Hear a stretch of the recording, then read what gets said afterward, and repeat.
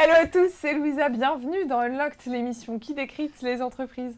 Aujourd'hui, je reçois Raja et Edouard du groupe BPCE et de l'inspection générale qu'on appellera d'ailleurs IG et ils vont vous parler des postes d'inspecteur IT et d'inspecteur quantitatif. Mais d'abord, on passe au pitch me that.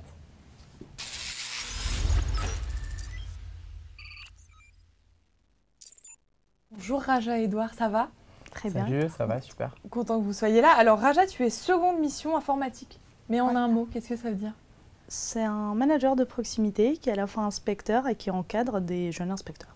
Ok. Et avec toi, il y a également Edouard, seconde mission quantitatif. Pareil, en un mot, qu'est-ce que ça veut dire, seconde mission quantitative? Exactement de la même façon, mon manager de proximité qui a aussi des travaux, mais côté quantitatif.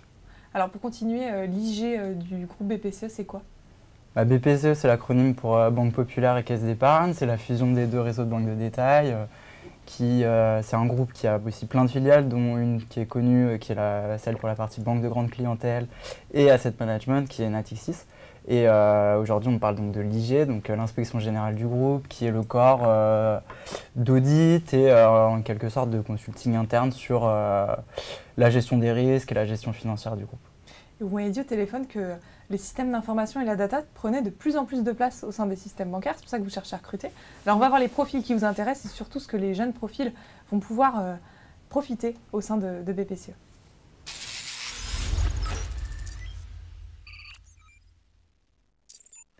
Alors quels sont les types de profils que vous recherchez? Profil, diplôme Alors côté IT, on cherche des ingénieurs qui ont entre 3 et 7 ans d'expérience, dans le domaine de l'informatique avec des connaissances un peu généralistes des systèmes d'information. Côté Quant, ça va être des étudiants et étudiantes écoles d'ingénieurs et universités qui vont avoir des compétences en mathématiques appliquées à la finance. Donc sortie Bac+5 sortie de Bac+5, exactement. Et quand tu dis école-université, c'est tout type d'école et tout type d'université? Alors école d'ingénieur, pardon, okay. et université avec des compétences en mathématiques et en finance. Ok. Aujourd'hui, les postes à pourvoir, c'est inspecteur Quant, inspecteur Quant et IT. Des exemples de missions? Alors il y en a plein, parce qu'à l'inspection, on change de mission tous les 3 mois. Et alors ça va des missions super techniques qui portent sur des vrais sujets IT comme la data ou la sécurité. Ça peut être aussi des missions combinées avec des bancaires où là on traite vraiment la réponse de l'IT aux besoins métiers. Et donc là on se coordonne en fait avec les bancaires pour voir quels sont les besoins du business et dans quelle mesure l'IT répond à ces besoins. Et côté Quant, de la même façon, on va avoir des missions spécifiques modélisation, que ce soit modélisation des risques, risques de crédit, risques de marché, ou des missions plus business, par exemple inspection des activités de marché financier, par exemple, où là, pareil, on va être mélangé avec des inspecteurs généralistes, des inspecteurs informatiques, et on apporte notre patte quantitative avec notre casquette maths. Et pour ça, il y a des prérequis impératifs pour intégrer l'IG? Côté Quant, du coup, nous, on a vraiment besoin de gens qui ont des compétences, qui connaissent les maths appliquées à la finance, les probabilités, les statistiques. Donc tu m'avais dit une première expérience? Ça peut être soit en sortie d'école directement, soit jusqu'à 3 ans d'expérience. On recrute les deux profils. Ok. En IT, il n'y a pas forcément de prérequis en hard skills, mais c'est plus une première expérience, une connaissance assez générique des systèmes d'information. Après, en accompagnant les inspecteurs qui arrivent, on arrive quand même à les faire monter en compétence sur les sujets. Et le process de recrutement, c'est le même pour les deux types d'inspecteurs? Alors, il y a une partie partagée. Presque. Il y a un tronc commun.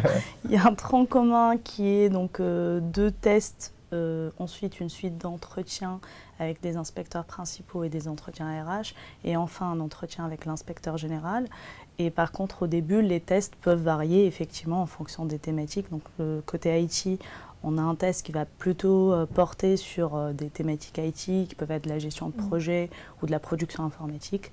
Et côté Quant, par contre, je laisse. Ouais, donc côté Quant, on a la mise en situation où on teste les les capacités d'organisation, de répondre en temps contraint, etc. Où là, c'est général, très soft skills, on va dire. Et puis, il y a le test quantitatif proprement dit, où là, on va être sur les compétences corps, maths, pour vérifier que les personnes qui candidatent vont être en mesure Là, d'y tu te arriver. dis, est-ce qu'elle va me poser la question? Est-ce qu'on peut se préparer à ce test? Comment Est-ce qu'on peut se préparer? Alors, sur la partie généraliste, soft skills, etc., il n'y a pas vraiment de façon de se préparer. Sur la partie Kant, il faut bien revoir ses cours. Tout ce qui peut servir en proba, stats, appliqué à la finance, ça va être super utile. C'est utile. Et on m'avait dit qu'il faut être très mobile, parce qu'il y a des missions à plusieurs endroits. Paris, en région, à l'international, ça se passe comment ça?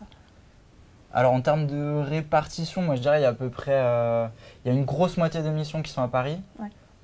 Il y a à peu près un quart des missions qui sont en région, donc en France en région, et le reste, donc environ 15% qui sont à l'international.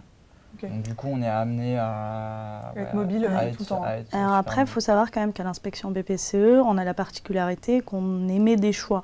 C'est-à-dire qu'on va nous donner la liste des missions à l'avance, qu'on exprime nos préférences. Donc typiquement, si on a des contraintes, qu'on ne veut pas bouger ou qu'on veut absolument expérimenter une mission à l'étranger, c'est écouté. Après, effectivement, ça dépend des ressources et des contraintes de planning, mais on a au moins cette liberté de dire, voilà, moi je suis plutôt intéressée pour rester à Paris, je suis plutôt mobile. La mobilité, elle fait partie de nos quotidiens, mais ça reste quand même un peu... On peut choisir. C'est quoi la moyenne d'âge à l'IG? La moyenne d'âge, c'est 28 ans.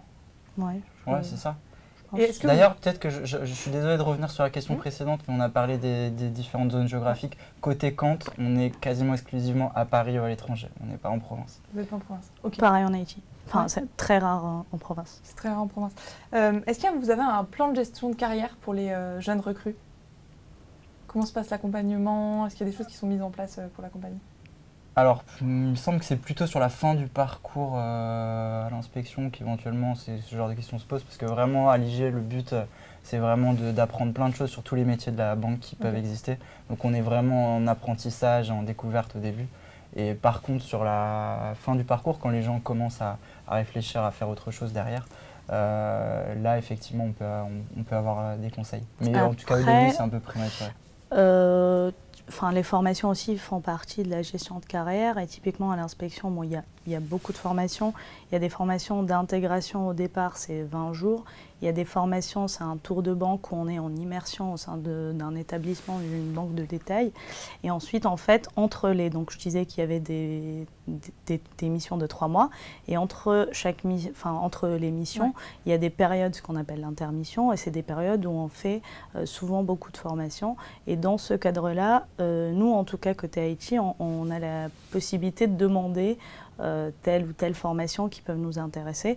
Encore une fois, forcément, ça dépend des contraintes, mais en tout cas, des fois, on a un IP référent, donc un inspecteur principal référent, qui est notre gestionnaire. C'est notre manager, qui n'est pas forcément avec nous sur les missions, mais qui nous suit tout au long de notre parcours et qui, lui, on peut lui dire, bah voilà, moi j'aimerais bien faire telle mission parce que le sujet, je ne le connais pas et ça m'intéresse. Et on peut aussi lui dire, bah voilà, j'aimerais bien faire telle formation parce que je sens que je peux m'améliorer sur tel ou tel sujet. Est-ce que tu travailles toute seule ou tu es quand même en équipe? On est tout le temps en équipe. Vous êtes tout le temps en équipe, avec une équipe différente en fonction des missions? Oui, avec un manager différent, un chef de mission différent toutes les missions. Donc en fait, les tailles d'équipe vont de 5 à 15. Et tous les 3 mois, on change de collègues, on change de contexte, on change aussi de personnes en face de nous avec qui on interagit, on change de chef de mission. Par contre, on a le référent qui nous suit tout au long du parcours. Et alors pour une jeune recrue, le salaire est de combien? Je pense que pour les IT, avec 4 ans d'expérience, on doit être autour des 50K. Côté Kant, en sortie d'école, on doit être entre 46 et 50, et avec quelques années d'expérience, un peu plus. Et dans le domaine de l'IT, est-ce que tu as beaucoup de collègues avec un grand E à la fin? De collègues femmes? Oui. Alors en ce moment, il y en a beaucoup. Alors après, ça varie parce qu'il y a quand même à l'inspection un turnover important. Mais en tout cas, il y a beaucoup de filles inspectrices côté informatique. Ok. côté. Chez nous, là en ce moment, on doit être 6, il doit y avoir 2 filles. 2 filles, 4 garçons. Okay. Donc on n'est pas encore tout à fait pas à la encore parité. Tout à fait à la parité. Bon, je vous ai posé pas mal de questions, mais je ne suis pas la seule. On a récupéré plein de questions en DM sur Insta, alors on va y répondre maintenant.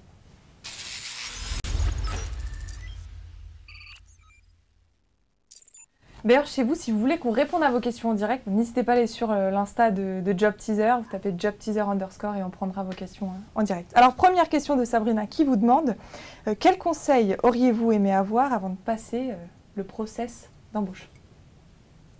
Alors, moi, j'aurais adoré connaître le contenu des tests. Sujet. On avait posé la question, tu nous avais posé la question tout à l'heure.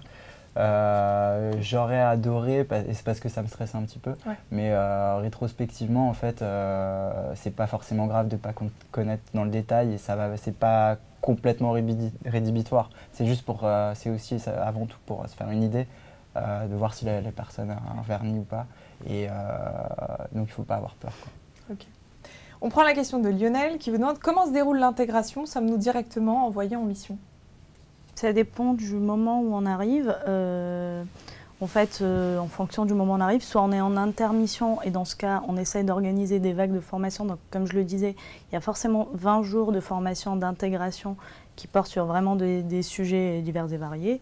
Et par contre, si on arrive en tout début de mission, il est très probable effectivement de se faire affecter, de rejoindre une mission et qu'à la prochaine intermission, on fait les 20 jours de formation. Ok. Khaled qui vous demande à quoi ressemble une journée type lorsqu'on est inspecteur? Alors on fonctionne en mode projet, donc c'est peut-être plus facile de décrire le fonctionnement de la mission, quoi. C'est des missions de 3 mois, donc on a une première phase de pré-diagnostic où on en a pendant 2 ou 3 semaines, on essaye de dégrossir le périmètre, de se fabriquer un programme de travail, de voir ce qu'on va faire pendant toute la mission. Après, on a un gros mois où on est vraiment dans l'analytique, on récupère des données, on fait plein d'entretiens, etc. Et puis après, il y a vraiment la phase de conclusion où on débriefe avec les équipes, où après on doit rédiger le rapport, les slides de la réunion de conclusion, etc. Après, comme on s'organise au sein de la journée, ça c'est propre à chacun. Voilà, c'est un peu propre à chacun. Yasmine vous demande quelle notion doit-on avoir pour passer le concours pour l'inspection? Alors, focus concours. Hein. Ouais, alors concours, il faut faire attention. Pour le process. C'est un process parce qu'il n'y a pas vraiment un numerus clausus et on recrute toute l'année. Il faut peut-être le clarifier, le concours c'est pour les inspecteurs bancaires. Donc là, on est sur l'IT et les comptes. Il n'y a pas vraiment de concours, c'est un process de recrutement avec un ensemble d'entretiens assez classique. Alors, quelle notion? Les notions, c'est un peu ce qu'on disait en début d'entretien. Quelles sont par exemple pour toi les notions qu'il devrait relire dans son cours pour se préparer? Parce que tu disais qu'il faut relire son cours. Ouais, il faut revoir les parties probabilité, statistiques, processus stochastique si on l'a fait, tout ce qui est susceptible de servir. On rappelle que tu ne connais pas le sujet. Hein, donc, comment? On rappelle que tu ne connais pas le sujet. Donc là, ce que tu donnes, c'est à titre d'exemple. Aléatoire. Ouais, exactement. Benoît vous demande pourquoi choisir l'inspection générale BPCE plutôt qu'aucune autre. Ouais. En tout cas, moi, pour avoir discuté avec des gens qui font le même métier dans d'autres banques, chez nous, c'est que, à la fois, c'est valorisé, c'est une filière d'expertise où on a des belles sorties derrière. Et en même temps, il y a une ambiance qui est quand même assez sereine, qui est bonne. On ne pressurise pas les gens comme des dingues, comme ça peut être le cas sur d'autres banques. Et moi, j'ajouterais que, parce qu'on a vraiment un groupe qui est très, comme l'expliquait Edouard, c'est les banques populaires, c'est les caisses d'épargne, c'est Natixis. Donc, on a vraiment des contextes différents tous les 3 mois. Ça fait une richesse énorme en termes d'apprentissage. Et puis, pour le côté un peu humain, comme je disais tout à l'heure, pour moi, c'est très important, ne serait-ce que le fait de pouvoir exprimer des choix et de dire que j'ai un peu mon mot à dire sur les affectations de mission. Je trouve ça assez... ça me paraît être un environnement sain. Ok. Oumaima vous demande quels sont les objectifs actuels de l'entreprise? Alors, on n'est pas une entreprise, on est une direction dans l'entreprise.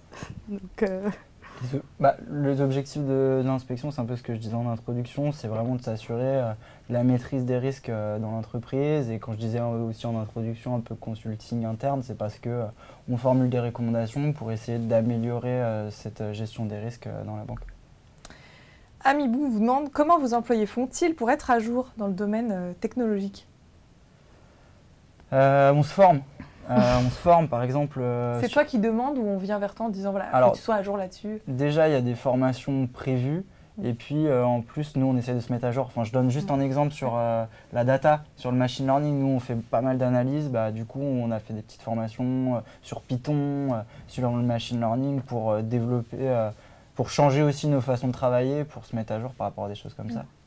Il y a les formations, il y a les... Enfin, nous, en tout cas, côté IT, on a des newsletters qui nous sont envoyés, qui nous listent un peu les principaux articles sur les nouvelles technologies, sur qu'est-ce qui se passe dans le monde de l'IT dans le monde. Et puis, il y a le contexte des missions qui fait que quand tu arrives sur un contexte que tu ne connais pas, pour pouvoir le challenger, tu es obligé de fouiller pour apprendre. Donc, ça te force à te former. Mélanie vous demande quel est le plus du métier d'inspecteur informatique? Quel est le plus? L'apprentissage permanent, l'adaptabilité. Vraiment, faut s'adapter à tout. Et puis, on voit un large panel. On fait rarement les mêmes thématiques. On change vraiment toutes les fois de contexte. Bon, alors, j'imagine que vous avez des conseils à leur donner concernant l'entretien. Comment intégrer l'IG? Alors, on voit ça tout de suite avec vos tips.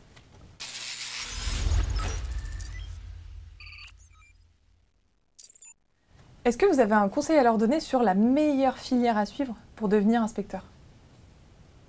Ou pour vous, il n'y a pas finalement de filière type la filière classique chez nous, c'est école d'ingénieur. Après, il y a plein de facs qui préparent aussi très bien à ça. Ouais. Donc, pour des gens qui sont motivés, qui ont envie et qui ont les compétences, Tu parles de compétences, tu peux me donner 3 soft skills pour performer en tant qu'inspecteur. Pour toi, les 3 soft skills. La curiosité, l'adaptabilité, je me répète, mais c'est vraiment très très important dans notre métier. Et la synthèse. Et 1 ou 2 hard skills pour toi, Edouard? Qu'est-ce qui fait un bon inspecteur pour toi aujourd'hui, qui a de l'avenir, qui s'oriente vers les métiers de demain? En termes de hard skills, qu'est-ce qu'il faut vraiment poser? Vraiment en termes de hard, fondamental, les maths et bonus, la data, compétences data science, c'est clairement quelque chose d'avenir. Et alors pour réussir le process d'embauche, sans parler du process cas pratique, qu'est-ce qu'il faut mettre en avant? Qu'est-ce que toi tu avais mis en avant par exemple lors de ton entretien? Vraiment expliquer... Quand tu avais rencontré, je parle de la partie RH, la manager, la RH. Il faut vraiment avoir conscience et venir pour la diversité par rapport à la curiosité qu'on exprime. Et on est vraiment sur une école de la banque. Clairement, on fait des choses hyper différentes, hyper variées. Donc c'est aussi ça peut aussi coûter quelque part parce qu'il faut se remettre en question à chaque fois et repartir à zéro tous les 3-4 mois. Donc il faut avoir ça en tête. Par contre, c'est en même temps super intéressant. Donc il faut avoir bien conscience de ça et du coup, on peut en parler, je pense. Et qu'est-ce que tu dirais qu'il mette en avant le candidat lors de son process? Je pense qu'il faut être honnête, il ne faut pas bluffer. Moi, en tout cas, sur mon process de recrutement, je pense que j'aurais pu me planter parce que j'ai eu une question à laquelle je ne savais pas répondre. C'était quoi comme question? C'était quelque chose par rapport au blanchiment. Et à l'époque, moi, j'avais jamais travaillé dans la banque. Et j'ai dit, alors attendez, expliquez-moi c'est quoi le blanchiment. Je vais vous expliquer comment l'auditer, mais... et effectivement, j'avais pris des risques. Mais je pense qu'il vaut mieux clairement avoir l'humilité et dire, je ne sais pas, parce qu'au final, l'inspection, c'est une capacité d'apprendre plutôt que d'essayer de bluffer. Ça passe pas. Il y a une erreur fatale à ne pas commettre durant l'entretien? Moi, j'aurais dit la même chose que Raja, c'est-à-dire mentir, pas être transparent, se survendre sur quelque chose. Dans notre métier, c'est fondamental d'être au maximum transparent parce qu'on a besoin de nous faire confiance en permanence, d'être factuel et ça fait partie du métier, donc c'est normal. Vous ne travaillez pas toujours ensemble, mais l'état d'esprit global de BPCE, c'est quand même un travail d'équipe, parce que vous pouvez vous croiser en fait sur différentes missions. Mais comment tu décrirais l'ambiance, l'équipe de travail? Parce que j'imagine que tu es une fois à droite, une fois à gauche en fonction des lieux où tu es. Alors, on est une fois à droite, une fois à gauche. Il faut quand même que je reprécise, chez les Cantes, on se retrouve souvent ensemble en mission. Donc, chez les Cantes, il y a quand même une atmosphère un peu famille assez forte. Donc ça, c'est assez prégnant. Et après, sur toute la direction de l'inspection, on a quand même à chaque fois les intermissions où on se retrouve tous pendant 2 à 3 semaines, tous les 3 mois. Et puis quand on sait que quelqu'un a travaillé sur un sujet, sur une mission précédente, on essaye d'avoir des infos pour qu'il nous aide, etc. En général, ça se fait comme ça. Donc, ouais, bon esprit d'équipe. Et sur l'équilibre vie pro, vie perso, tu dirais quoi? Quel est le plus pour toi? Moi, je dirais qu'on est à un bon niveau d'équilibre. Faut être conscient que l'inspection, c'est un environnement exigeant. On est sur un rythme cyclique. Donc, il y a des moments où, effectivement, c'est un peu plus dur. Il y a des moments où, clairement, c'est plus confort. On a quand même pas mal de vacances. Moi, j'estime qu'au global, ça rend quand même plutôt pas mal. Bon. Et puis, il y a le côté un peu bienveillance et esprit famille qui fait que ça s'adapte quand même pas mal. Ok. Bon, alors maintenant, ça va être votre carte blanche à vous de convaincre les étudiants de rejoindre l'IG. Alors, on va voir si vous êtes de bons orateurs. Voilà.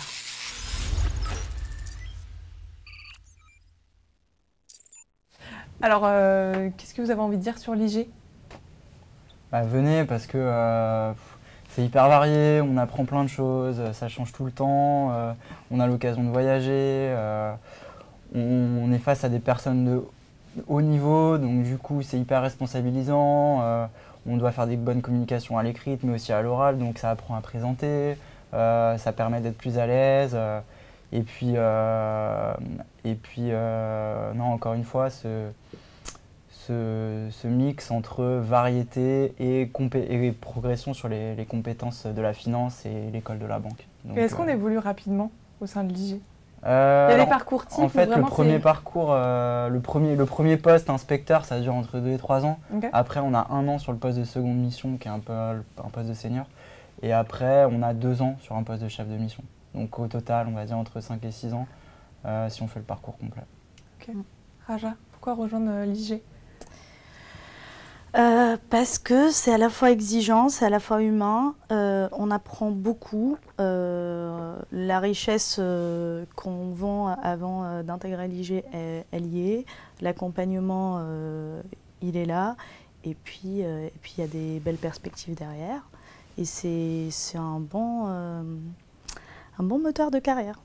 Je crois que j'ai un tips qui peut convaincre, c'est que le 10 octobre, vous avez un séminaire. Tout à fait. Et vous ne savez pas où est-ce que va avoir lieu ce séminaire? Mais non, on attend l'indice. Pas de pronostic? On a un indice la semaine prochaine. Ouais, non, Pas de prono. On doit résoudre. L'année dernière, c'était au bord de la mer, c'était pas mal. Ok. Moi, ça me va si c'est à nouveau dans cette si c'est pas dans le Grand Nord. On attend. Ils gardent le suspense jusqu'au bout, ils sont très doués pour ça.